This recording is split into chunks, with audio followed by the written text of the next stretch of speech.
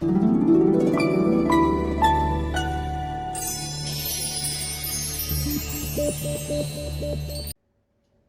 children, in this session we will deal with the three topics. One is the commercial unit of electrical energy, the second the amperage of an instrument, and the third one practical applications of Joule's heating effect. So the first topic is commercial unit of electrical energy. So we know we are paying for the electricity bill. We are paying for the energy there. So, what is the need for a commercial unit of electrical energy? You have to think. You have an SI unit of electrical energy. What is it? Yes, it is Joule. So, why we have to think for a commercial unit of electrical energy?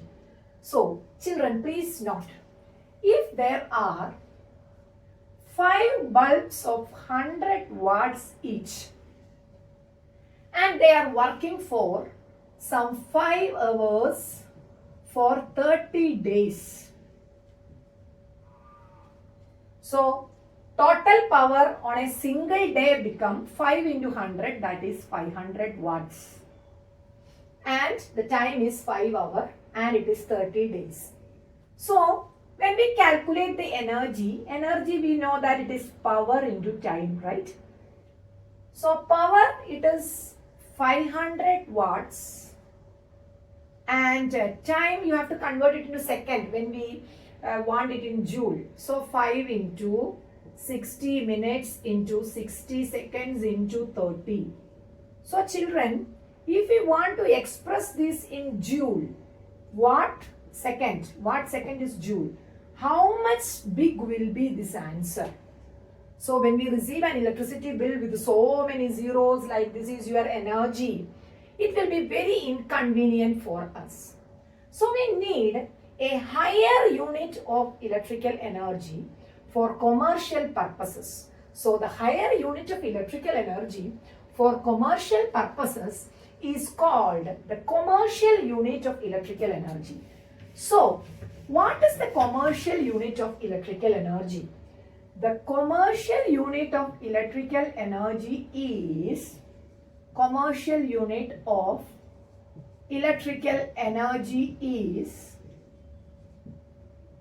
kilowatt hour. So the power should be in kilowatt and the time should be in hour.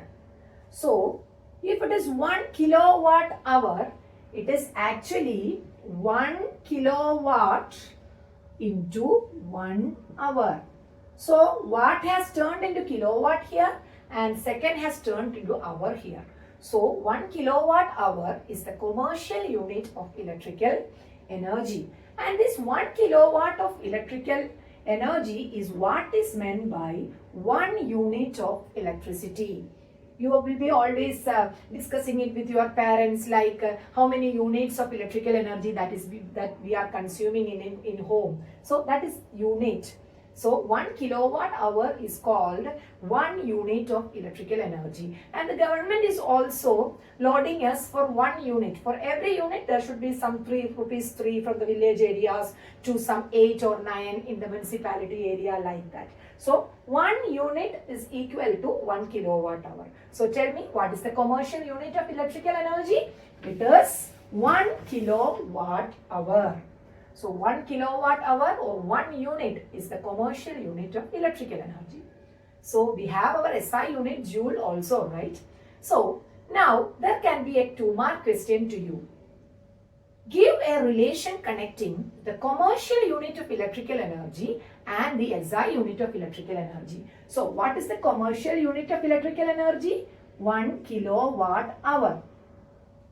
And what is the SI unit of energy? It is joule. So we want to derive a relation connecting the commercial unit of electrical energy and joule. And of course the relation connecting 1 kilowatt hour and joule. So how will we convert this into joule?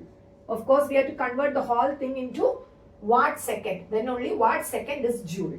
So 1 kilowatt means what is it? 1000 watt hour. So hour can be converted into second. How will 1 hour be converted into second? It is 60 into 60. So 1 kilowatt is 1000 watts. 1 hour is 60 into 60. So how much it will be that? 36. 6 into 6, 36. And it will be followed by some 5 zeros and it will come in watt second. What is this watt second called? It is joule. And this can be written 1, 2, 3, 4, 5, 6. It can be written very scientifically as 3.6 into 10 raised to 6 joule. So 1 kilowatt hour is equal to 3.6 into 10 raised to 6 joule. This is the relation connecting the commercial unit of electrical energy and the SI unit of electrical energy. So hope you have understood it. So children, next we are passing on to the current rating or amperage of an instrument. So how much current in an instrument can hold? We can find it out with the help of its power value, its voltage value given. In every instrument it should be written like that, right? 100 watt, 230 volt. You have to scan through so many instruments in your home. You have to do this activity after this class. So go with it. Every mobile charger or every mixer grinder, they are having a power value and a voltage value. So we can calculate with that how much is the maximum value of safe current that we can send through that particular instrument. And that is what is meant by amperage of an instrument. So let us calculate it. There is an example. There is a 100 watt bulb rated. 100 watt and there is something rated as 250 volt to you. So what is given as the specification? 100, every instrument is having this specification. 100 watt, 250 volt. So we know that power is equal to, what is it? V by VI. Power is equal to VI. So when you calculate this, how will we get? 100 watts, 250 watt. So when we want to calculate I, so what is it? It will be P by V. So what is P by V? 100 by 250. So that is 10 by 25. What is 10 by 25? It is 0.4 ampere. So this is the maximum or the safe value of current that we can pass through this bulb. And this is what is meant by the amperage or the current rating of that particular bulb. So whenever we want to put a fuse or something like that, in order to save the appliance, you have to put a fuse somewhat around this amperage. So that we will come as the next applications, I think. So that is what is meant by the current rating or amperage of an instrument. So you can go and check your mixer grinder and you can check what is the amperage of that mixer grinder. Do it as an activity. So every time when we need, when we are analyzing an instrument, we need this amperage value. Next, we are passing on to the heating effect or applications of heating effect of electric current. So what is the first application? It is a boon or a blame. We always think about it. Is the heating effect a boon or a blame? In our life also there is boons and blames, right? So we have to, whatever the negative influence coming, we have to turn it positive, right? So the heating effect also, actually it is a dissipating thing in our circuit. So how can we make use of it? So the first application of heating effect of electric current is the heating devices that does work for us. What all are they? Electric iron, then geyser, then tell me more instruments. Geyser is there, toaster is there, electric oven is there. It's not the microwave oven, it's electric oven is there. Then you have to write it electric oven, then electric kettle. These are all examples where the dissipative nature of the heating effect is used, and now it is a boon for us, right? The second is our incandescent lamp or our tungsten bulb.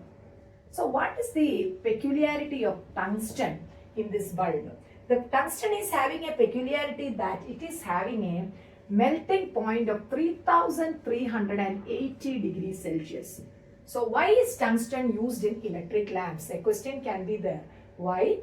it do not oxidize or it does not burn to ash. It has a high melting point of 3380 degrees Celsius. And tungsten is having, as it's a metal, it's having an appreciable resistance also. So somebody asks you, what is the use of using tungsten in electric bulb? So what will you tell? For making a heating effect, it is having an appreciable resistance and its melting point, it does not melt. At lower temperatures, its melting point is very high, 3380 degrees Celsius. Please go through the paragraph in your textbook. It is neatly mentioned there. And the peculiarity of tungsten is that it gets white hot and gives light. These are the 3 points that you can write. So why is tungsten used in electric bulbs? It is having a high melting point. It's having being a metal, it's having an appreciable resistance and it becomes white hot and gives light. So the third application of heating effect of electric current is our safety fuse. So what do you mean by a safety fuse? Let us explain it. So actually this fuse is a device which cuts high current that is passing through a circuit. So we know that there is an instrument here, there is an appliance here. And the fuse is always connected in series with it in front of that instrument. So what happened? If suppose there is an amperage that this appliance can handle only some 2 ampere. So when we put a fuse of some 2.1 ampere and when we are trying to pass or in any way in the case of a short circuit some 4 ampere current is passing through it, what happens? This fuse wire is actually made up of an alloy of tin and lead. What is it made up of? An alloy of tin and lead. What is the peculiarity of this alloy?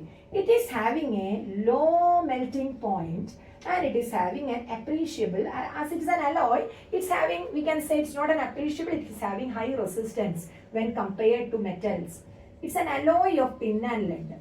So why is an alloy of tin and lead is used? It's having a low melting point and it's having a high resistance. So what happens is that when current passes through it, it gets heated. As it is having low melting point, the fuse wire gets heated. So actually the fuse wire will be put like this. It gets heated and it melts and breaks, thus opening the circuit. So what is it? If it opens the circuit, can this 4 ampere pass through it and damage the instrument of 2 ampere? Never. So that is why a fuse is called a safety device. Why is a fuse called a safety device, children?